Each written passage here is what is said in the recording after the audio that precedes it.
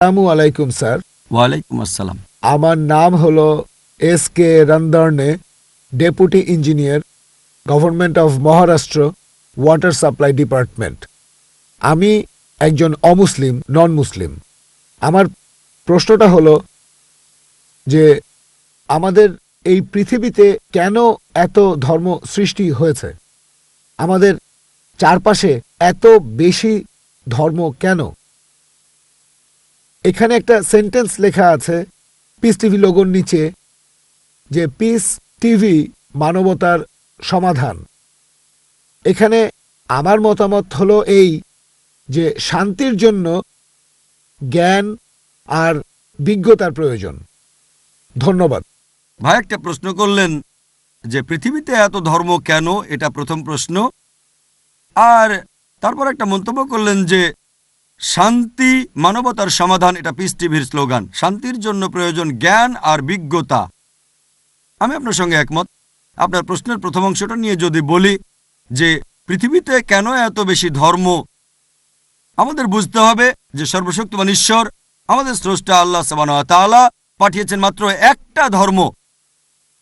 আল্লাহ পবিত্র কোরআনে বলেছেন সূরা আলে ইমরান অধ্যায় নম্বর 3 আয়াত নম্বর 19, ইন্নাদ-দীনা ইনদাল্লাহিল ইসলাম। একমাত্র ধর্ম, একমাত্র জীবন দর্শন যেটা আল্লাহ তাআলার গ্রহণযোগ্য, সেটা আল্লাহ তাআলার কাছে আত্মসমর্পণ করা। আল্লাহ তাআলা মাত্র একটা ধর্মই পাঠিয়েছেন। আর যত নবী রাসূল পৃথিবীতে এসেছেন, যেমন ধরেন আদম, ইব্রাহিম, মুসা, ঈসা, মুহাম্মদ, ওনারা সবাই শান্তিতে থাকুন। তারা মানুষকে একটা শিক্ষাই দিয়েছেন, আল্লাহর কাছে আত্মসমর্পণ করা। এখন আরবি ভাষায় যদি কেউ আল্লাহ তাআলার কাছে আত্মসমর্পণ করে তাহলে তাকে বলা হয় মুসলিম। আর ইসলাম, এই আরবি শব্দটার মূল আরবি শব্দটা হচ্ছে সালাম, যার মানে শান্তি। এর আরেকটা মূল আরবি শব্দ হচ্ছে সিলম, যার মানে আল্লাহ তাআলার কাছে নিজের ইচ্ছাকে সমর্পণ করা। তাহলে এক কথা ইসলাম মানে আল্লাহ তাআলার কাছে আত্মসমর্পণের মাধ্যমে শান্তি অর্জন করা। তাহলে আমাদের স্রষ্টা আল্লাহ তাআলা পাঠিয়েছেন মাত্র একটাই ধর্ম। তবে সময় বদলানোর সাথে সাথে ধর্মগ্রন্থগুলোও বদলে গেছে, বিকৃত হয়ে গেছে, নতুন জিনিস ঢুকেছে। আর এই ধর্মগ্রন্থ বদলানোর ব্যাপারে আল্লাহ পবিত্র কোরআনে বলেছেন সূরা বাকারা অধ্যায় নম্বর 2 আয়াত নম্বর 79, ফাওয়াইলুল লিল্লাযিনা ইয়াকতুবুনাল কিতাবা বিআইদিহিম সুম্মা ইয়াকুলুনা হাযা মিন ইনদিল্লাহ লিয়াশতারু বিহি সামনান কালিলা ফাওয়াইলুল লাহুম মিম্মা কাতাবাত আইদিহিম ওয়াইলুল লাহুম মিম্মা ইয়াকসিবুন। দুর্ভোগ তাদের যারা নিজ হাতে কিতাব রচনা করে আর বলে এটা আল্লাহর নিকট হতে। তারা এটা বলে তুচ্ছ মূল্য প্রাপ্তির জন্য। তাদের রচনার জন্য শাস্তি তাদের, যা উপার্জন করে সেজন্য শাস্তি তাদের। আল্লাহ তাআলা পাঠিয়েছেন অনেক আসমানি কিতাব, অনেক ইনস্ট্রাকশন ম্যানুয়াল। সময় বদলানোর সাথে সাথে এই ইনস্ট্রাকশন ম্যানুয়াল, আল্লাহর এই আসমানি কিতাব বদলে গেছে।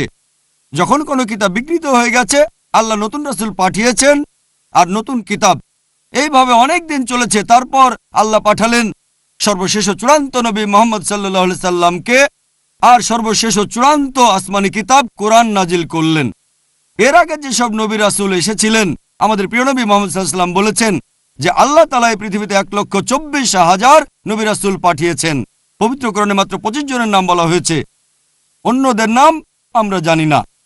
হতে পারে একজন প্রশ্ন করেছিল, আপনি কি মনে করেন, একজন হিন্দু আমাকে এই প্রশ্নটা করেছিল, আপনি কি রামকে আল্লাহর রাসূল বলে মানেন, অথবা শ্রীকৃষ্ণকে কি আল্লাহর রাসূল বলে আপনি মানেন?